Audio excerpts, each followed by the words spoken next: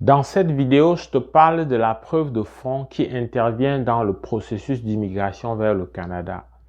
La preuve de fonds est un obstacle pour plusieurs redoutent dans la preuve de fonds pour aller jusqu'au bout, pour commencer même tout simplement leur projet d'immigration.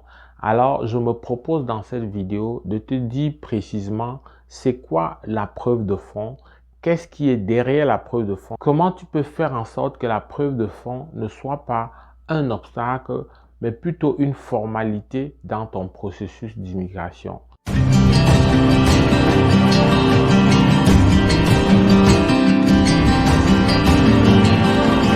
Bonjour, bienvenue sur Afrique Éducation. Mon nom est Valérie Jules Kamdem, j'enseigne au Québec. Dans le cadre de cette chaîne, je partage des contenus qui visent à accompagner les jeunes et les parents africains dans leur projet d'immigration pour le Canada.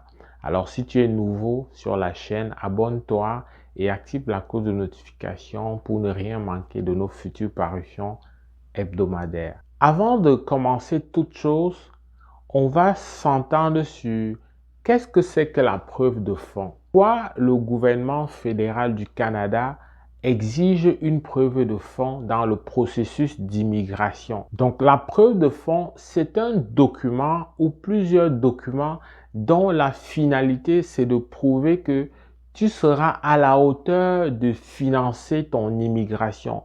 Tu seras capable de subvenir à tes besoins. Alors, peu importe ton statut, que ce soit pour un visa étudiant, pour un visa travailleur ou tout simplement pour une procédure de résidence permanente, tu as chaque fois dans ta documentation cette exigence-là de prouver que tu auras des fonds de subsistance, que tu auras des fonds pour financer ton séjour au Canada. Mais tu dois savoir que les exigences, la rigidité, la rigueur dans l'appréciation, dans l'étude de la preuve de fonds va vraiment directement être adossée sur la nature de ton futur statut au Canada.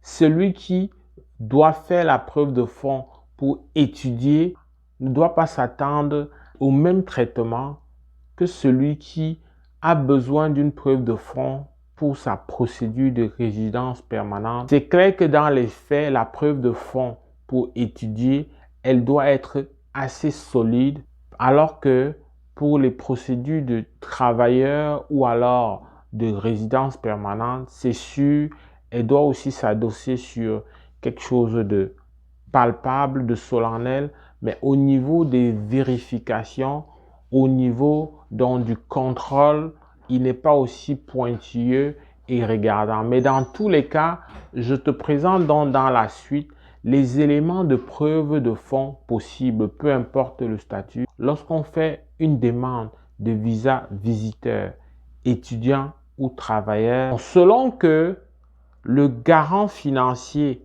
est salarié, est propriétaire d'entreprise lui-même ou alors fait recours à une tierce personne, la documentation à fournir va varier. Pour celui qui est salarié et qui demande et qui doit prouver des fonds pour lui-même, en général, on va t'exiger ton relevé bancaire sur les 6 derniers mois.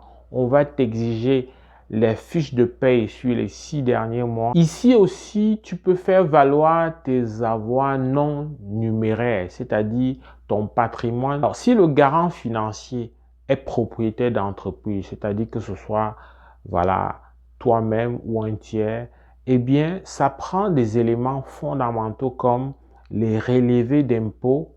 Et avant même le relevé d'impôt, le document d'enregistrement de l'entreprise pour voir bien que c'est une entreprise formelle qui existe, qui est reconnue officiellement. Ça doit comprendre aussi dans les éléments de preuve le relevé bancaire sur les 6 derniers mois et même les états financiers de l'entreprise sur 2 ans. Ça, c'est l'ensemble de la paperasse qui correspond à celui pour lequel le garant est un propriétaire d'entreprise.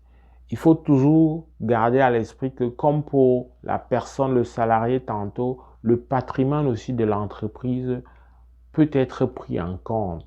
C'est-à-dire que ce n'est pas seulement des avoirs numéraires, c'est-à-dire de l'argent qui est pris en compte, mais tout patrimoine qu'on peut évaluer. Si finalement le garant financier est une tierce personne, c'est-à-dire une personne, c'est-à-dire un individu qui t'accompagne pour ton visa visiteur, ton visa étudiant ou qui te soutient pour ta procédure de visa travailleur, eh bien, la première chose, il y a un document de prise en charge qui doit être rédigé et donc introduit dans le dossier.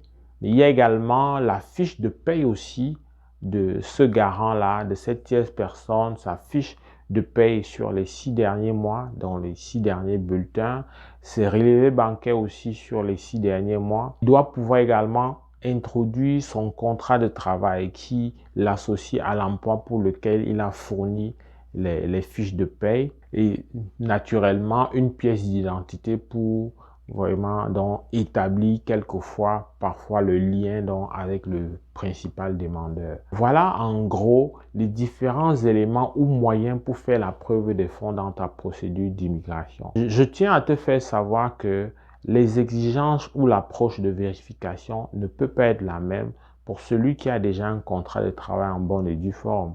Elle se rapproche davantage du moyen de vérification de celui qui est sous une procédure de résidence permanente. En revanche, pour celui qui fait une demande de visa visiteur ou une demande de visa étudiant, le contrôle se veut un peu plus serré, plus rigoureux, compte tenu donc de la possibilité d'être plutôt un fardeau éventuel pour la société canadienne. J'espère que cette vidéo t'a aidé. Si c'est le cas, like. Laisse-nous en commentaire des suggestions ou des propositions. Sur ce, on se retrouve avec beaucoup de plaisir dans le cadre d'une prochaine vidéo. Porte-toi bien. Pull up!